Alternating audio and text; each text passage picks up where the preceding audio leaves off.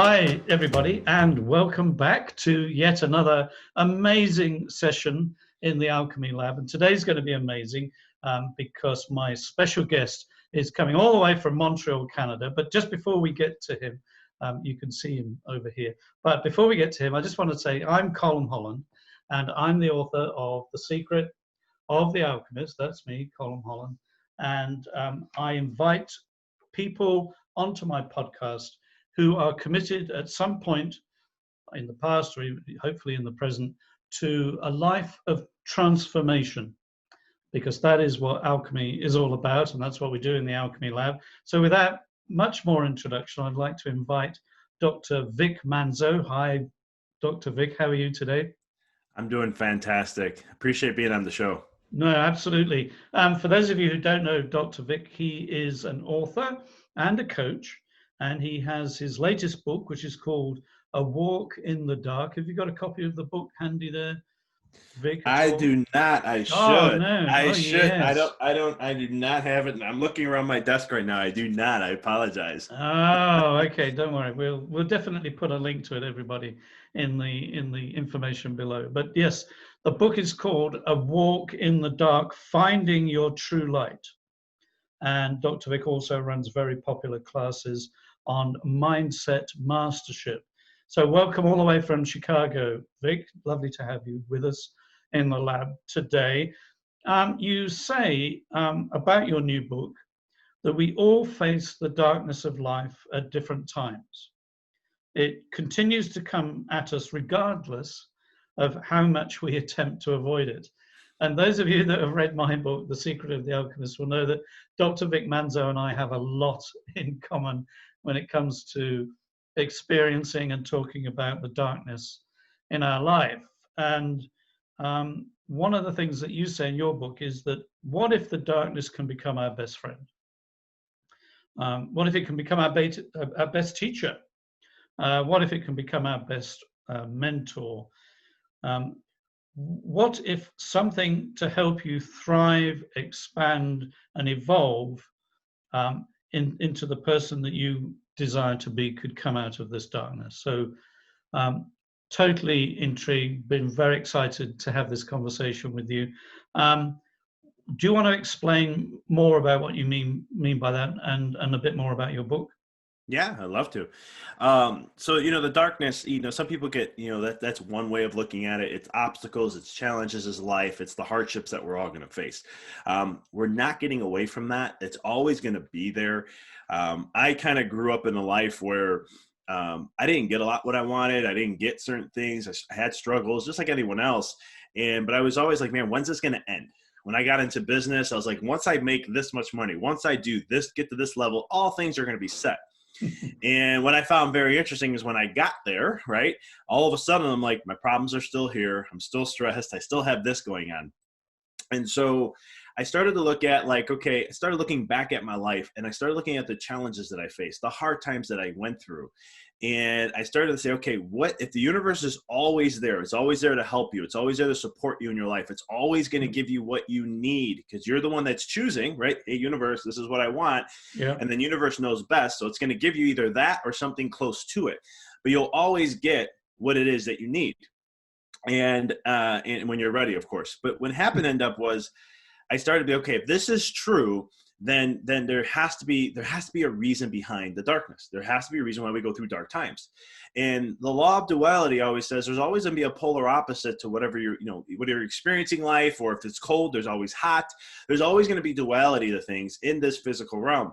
And so it was one of the things where I'm like, okay, well then if this is a dark moment, then this dark moment has to bring something great. It has to. If this is true, mm-hmm. And I put all my belief system into that at a very young age. And I listened to a lot of great speakers. I listened to people, like Henry Ford, what he went through. I listened to Ray Lewis, who was a football player for the Baltimore Ravens, and the darkness that he went through. And I started listening to stories, and I started to see how their darkest moments actually transcended them and transformed them to the greatest light. And it helped them. So I started to look at that in my own life and started to say, wow, These challenges I may go through, they're not fun. And I talk about in my book, like, if I get in an argument with my wife, I go, in the moment that I'm in that argument, I'm not saying this is a great moment and I'm very excited that there's going to be some new things we're going to get out of this.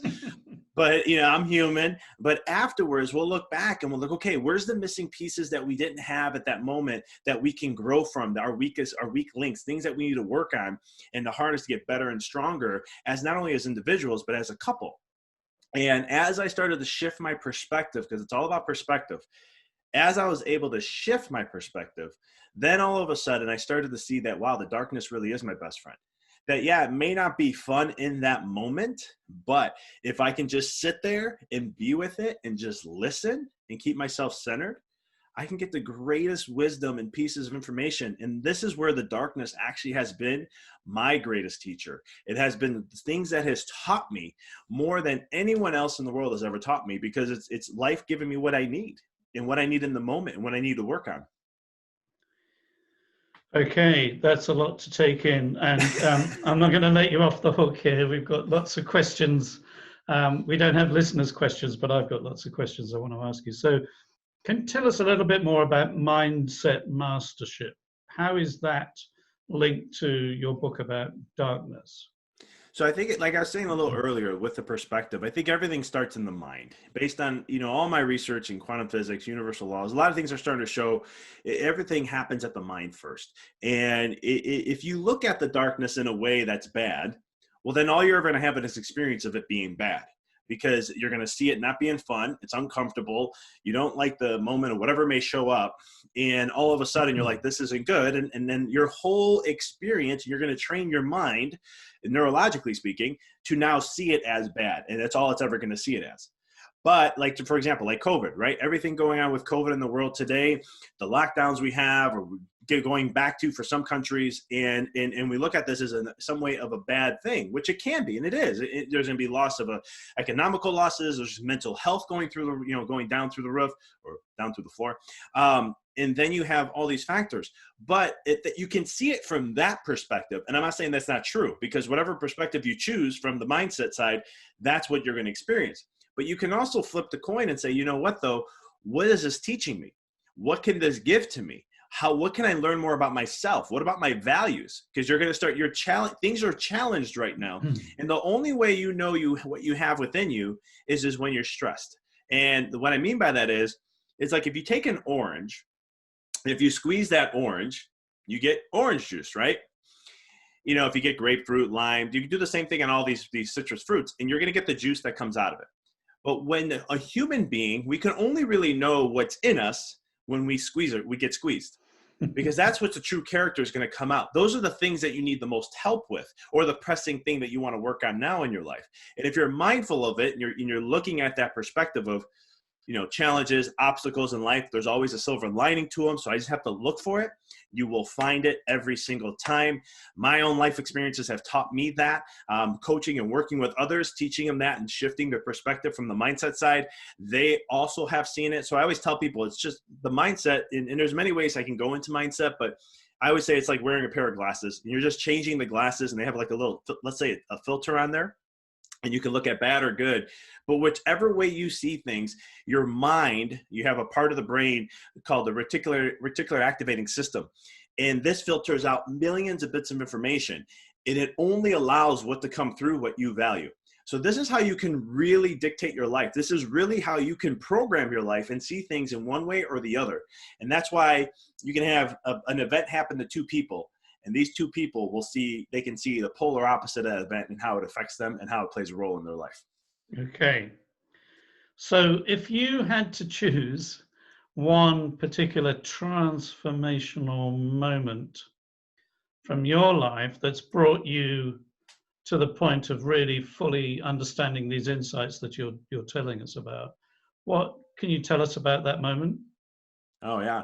I talked about this in my first book called Rediscover Your Greatness. And I grew up where money was very praised upon. Like you saw people, I come from a family that didn't have money, and I come from a community that was very more on the low middle class. And it was one of the things where when they saw somebody with money, they had negative limited belief systems. And I saw how my parents reacted to people who had money. They would look at them and, they would think they were like different people than them from like a different world or something. Okay. Yeah. And so I started to put value on that because I saw the value they put on that. So I let that be programmed.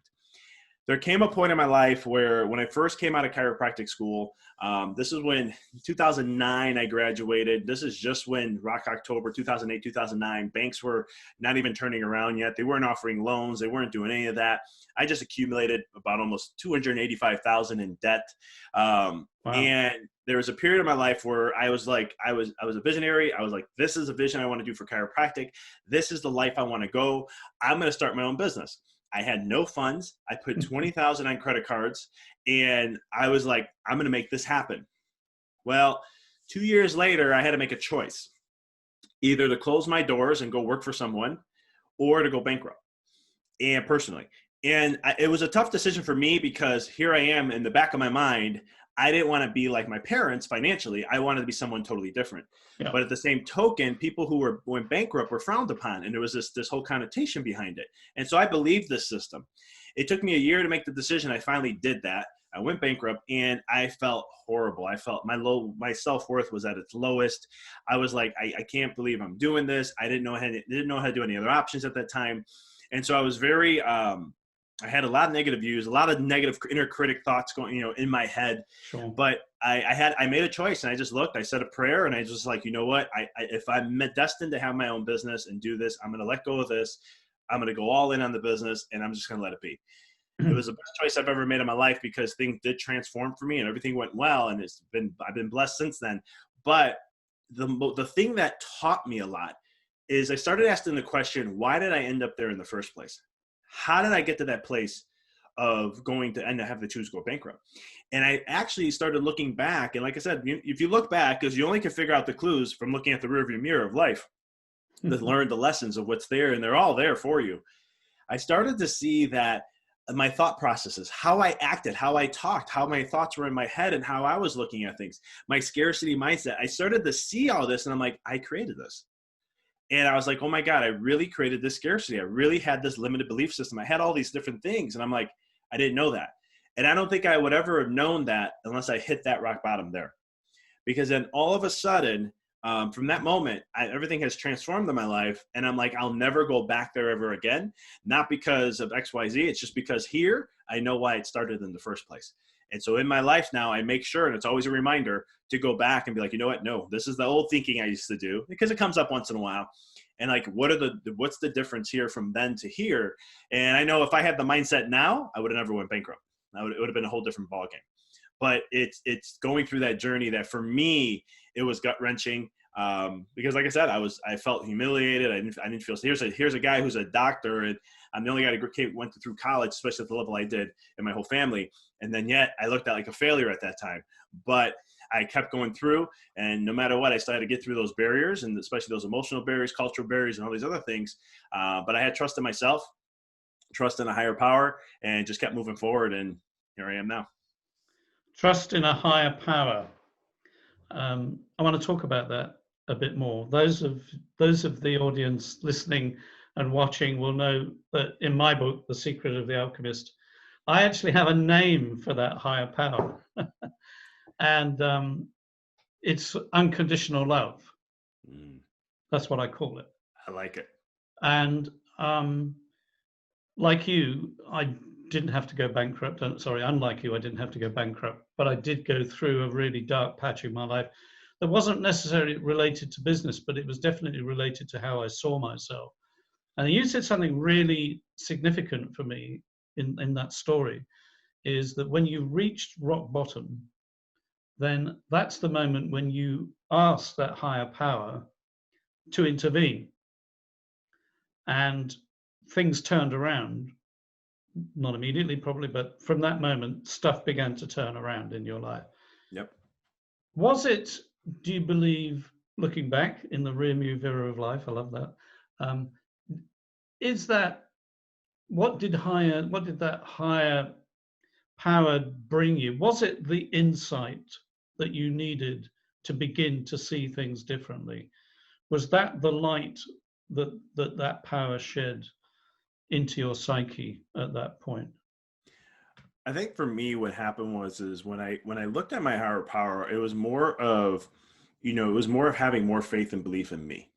And it was one of the things where I started to understand a little bit more about, because I was like, okay, here I am in this state, and I'm thinking myself as a soul being. I'm like, okay, I can create anything I want. And my mom always told me, if you put your mind to it, anything's possible. And I just started looking at all this, and I'm like, God, if these rules really do exist, and this is the rules of your world that we're all a part of co-creating with you, I'm like, then this has to be true. And I just and it was more of that, just understanding in myself that I am a creator, understanding that I do choose my destiny, and putting all that faith. And I love how you said unconditional love, because I had to love myself again too. I had to learn how to love myself because I wasn't taught how to self-love. Yeah. And I had to learn to say, like when I make a mistake, it's, hey, it's okay. Like nowadays I laugh at it and I'm like, thumbs up. Great. I made a mistake. Guess what? I learned something. The old Vic used to be like, if I made a mistake and I lost money, oh, I would be bashing myself for a whole week. Now what I do is if I make a mistake and I lose money, it's like, hey, that's life tuition. I'm learning. I'm growing. I'm expanding. But I think it was a trusting and letting go in that sense. When it came to the higher power, that was the biggest thing for me, is just learning to trust, let go, and then trust within, knowing that my choices and decisions I make is going to transform my reality as long as I stand behind it 100%. Got it. The people who attend your course, are they typically people like yourselves who are entrepreneurs or business people, people looking to start their own business and destiny? Is there a typical group that seem to want to attend your classes? It's a great question. There's a variability to it, because I have some people, mostly what I tell people is if you're looking to level up in your life and you want to get the best out of life, that's who attend the courses. I would say about 60-70% are business owners or entrepreneurs, because those are the ones who always want to continue to grow and expand and evolve in their lives. And this is one way to do it. But I have also people who just join because they really just want to understand how to balance life, how to get the best out of life when it comes to every decision. And so when you shift the mindset, this is why I love the work I do, because it's very universal. And I bring a lot of different perspectives and principles and sciences to it to kind of show how that, if I say change your perspective, from here to there, look, that can change one aspect. But you can do that in marriage, you can do that in finances, you can do that in your health, your mental health, you can do that in your career. It's just seeing things from different lights. And that's just one way of what we teach in the classes about mindset. Got it. Okay. We are in the Alchemy Lab. Just to remind everybody, I've got a few potions going on here. I'm just going to stir this one up here. The whole thing about being in an alchemy lab is that we're going to create stuff. We like to change something from being fairly useless or fairly worthless into something really valuable. So I'm hoping today we're going to turn this, what looks like a plain glass of water, into something that's a new potion called How to Make Your Own Rules.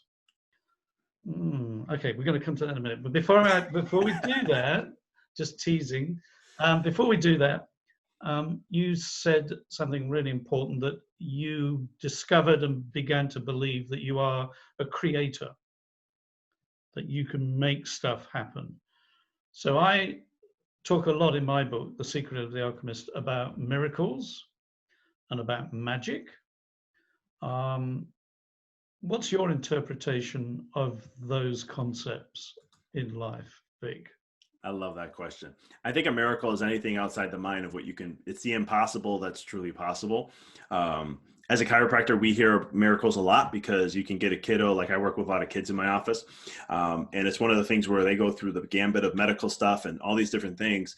And then they come to our office and we educate and teach and we do straight chiropractic, and all of a sudden, 3, 4, 5 months later, the kid just turns around 180, and they're like, this is a miracle. And I'm like, no, it's just, it was outside your norm, or your paradigm, or your program. So I really believe that the more we can let go of the mind of our programming, the more miracles we can experience in life. Because I think miracles, in my opinion, in my life experience, they're always there. And they're, it's always, it's always going to be, it's always available. And it can happen in your life every single day. You being alive right now, listening to this, is a miracle in itself. Yeah. You being human in this moment, it's a miracle in itself. Yes. So there's so many, like us having life on earth is a miracle in itself. Miracles are a daily thing in our life, but the problem is we've gotten so conditioned and so mundane into our lives, in our programming and our cultural. And when I say programming, I mean your cultural programming, your family's programming, your family dynamics, your friends. All that has conditioned your mind. And so think of it as like this. It's like tunnel vision again. You only can see a certain way. And if you can let go of that, or what I always say, a miracle is anything outside of that. But if you can expect the miracle, guess what you'll see most of the time? Got miracles. It. Miracles or magic. Yes. Yes. Yeah. Absolutely. So they're not something extraordinary. No. If we've got the eyes to see them, they are part of our ordinary life. It's just that we've become immune to realizing that they're there, and that we can be part of the creation of that as well. So the potion here at the moment, it's just water in here. There's nothing magical going on here at the moment. But I want to make it into a potion that means that if I drink this, I'm going to have this ability to make my own rules, which I know is really close to your heart. So what do I need to put in the mixture? Intention. That's it. Okay. The power of intention. See, the thing is about rules is that, throughout my life, I remember when I was 12 years old, I told my mom, and I don't ask me why. I don't know why I told her this, but I'm like, I'm going to figure out life. And she just looked at me and I'm like, I'm going to figure out the rules to life. And so I spent, I didn't get into that until I was 19, 20. And I studied everything I possibly can, and I got into universal laws and spirituality and energy medicine. Then I got into quantum physics, and I was blown away by that. And then I just started to learn, and I started to understand there's a fabric to everything. But what's funny is, in that journey, it came back and I realized there's no rules in life except the ones you create. Okay. And I started to understand that, for example, that water, right? This is what I mean by this. You can, and I love the Alchemy Lab. I love all about this. This is alchemy in itself. You can look at water and you can program that to give you life and give you health, or you can get help and give you disease. Now you may look at me like I'm crazy, but this is work by Dr. Emoto Masaru. And what he did is he did something called the water experiment. And this is why I said intention's everything, because this is when you're like, for example, if you have a religious background where you do prayer before eating, you're setting an intention of gratitude, which actually raises the vibration of food. We live in a world of in the universe of frequencies and vibrations. And so if you are the one who can put intention on something and actually change the frequency of it. This is pure alchemy in itself right there. Yep. And so if you look at that water and you say, this is love, and this is the pureness of love. This is unconditional love, right? This is that. Yep. Well, you change the molecular structure of that water, which becomes a higher vibrational frequency that you can drink. And now all of a sudden that vibration is going to come into you, and it's going to help raise your vibration. Helps you with your health, your mindset, everything. Or you have the opposite, where you can go ahead and say, I hate water. I hate drinking water. Well, guess what happens? That molecular structure is going to be on a lower vibrational frequency, and that's not going to help with health as much. And so when you drink that, you're not going to get all the health benefits like you could. That's why some people can eat certain things. And now that I'm not bringing my health background into this a little bit, because there's no science to back this up as of yet. There's principles behind it that can support this. But someone can eat something and they can get the negative effects of it because they looked at it from a negative viewpoint, where someone can have, let's say, like chocolate, and they can look at it from the positive side of things, and all they will get is the positive effects from that. Actually, there was a study done on that, but I can't remember the exact study. But it's again, how do you create those rules? So you can do that just with water, as we're talking about, but you can also do that in every fabric of your life. You can do that in every fabric of your life. ladies and gentlemen, is a quote from Dr. Vic Manzo. So we're going to stick with that just for a moment. Lots of people have been struggling psychologically, psychically in the last 6 months during COVID this year. Let's bring your principle of intention to that situation. Have you been finding yourself helping people to view our current situation differently? Has it made a difference? Have you found people's attitude to this particular situation has changed and helped them? Yes, massively. All the people that I've worked with so far in a coaching perspective have all had massive growth during this time. And the reason why is because in like end of February, beginning of March, I started to work with my clients and I started to talk to them about there's going to be fear coming. There's unknown coming. And I'm like, and as from a coaching side, I don't bring my health side too much into it. I'll give a little bit, but not too much. But I was like, I go, right now, there may be some fear coming. We don't know what the unknown is. But I go, but growth, massive growth and opportunity and expansion is always in the unknown. It's always in the uncertainty. You don't grow and expand in comfort. You don't grow and expand in certainty. You have to have uncertainty to have that growth because you're going outside your normal limits. So I'm like, this is the best opportunity for growth. And if you can, and I told him, you got to meditate on this. You got to focus on this. You got to write about this. I'm like, write out your life of what you want to see in the next 6 months. Actually, I usually do with some clients, we do like a 90-day, like every quarter, we want to map out things and how we're, just a track record to see where they're doing, if they're going along what they're sticking to. And so in April, May, I launched the whole half year because I'm like, there's a lot going to be happening. We got to stay hyper focused. These are more distractions. And so we need to get as focused as we can. So what we did is we kept the focus on growth, expansion, creativity, and so much more. And when you do that, you don't allow the distractions to come in. You don't allow to take away your power or your energy to create what you want. And so from that moment, a lot of people were getting more growth and expansion. I had clients that were going through some very dark stuff that they had to clear out. But as they were going through that, their massive growth on the business side was starting to expand. And so it was all about how I can get them to focus different. Again, from the mindset side, how you can see this, how you can look at this. And I said, anytime there's uncomfortableness in humanity, this is massive growth. This is why you can look at the biggest billionaires in the world, and if you look at their wealth, look how much they've grown in the last 6 months. They understand this principle. They know this. Elon Musk, I think his growth, his worth almost went up 3 times. So it's not because he's manipulating the market or doing anything like that. It's they understand these principles, and during times of uncertainty, this is where massive growth can come. These are where massive opportunities of creativity comes. And as entrepreneurs, we are, I think the true meaning of an entrepreneur is just a problem solver. And when you have more problems, you have opportunities for more solutions, and people need more solutions, especially during uncertainty. And that's where, seeing it just from that perspective, all of a sudden you get more creative energy coming through. Now, all of a sudden you're like, okay, this doesn't have to be doom and gloom. This could be something totally different. Okay. How do people find you, Vic? Where's the best place to get your book? Where's the best place to find out more about your courses? Yeah, you can go to my website, www.empoweryourreality.com. That's where I have everything at. You can see my classes. You can see the book. You can actually put your email in, and you can get the first 3 chapters for free there. And then also you can connect on all my social media outlets. I have my podcast on there, The Mindful Experiment, and I'm on Facebook, Instagram, basically all the social media outlets. Okay, amazing. We're almost out of time, but I want to give the opportunity for you to inspire us, if you will, please, before we leave. Is there a passage from one of your books you would like to read, or anything else? But let's leave us with something to help us engage with the wonderful insights you've shared today. And let me see. I'm pulling up a quote that I just want to make sure I read it exactly as it is.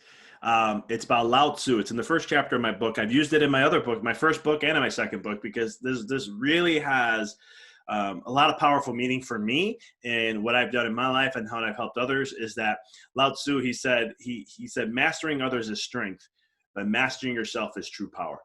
And I love this quote because, and it means everything to me in my life, because the thing is, you can master other things. You can look and study things, but if you never master yourself, you'll never be able to understand the infinite potential of what you have. You'll never be able to understand, what the obstacles and things that you can overcome in your life in any situation that shows up.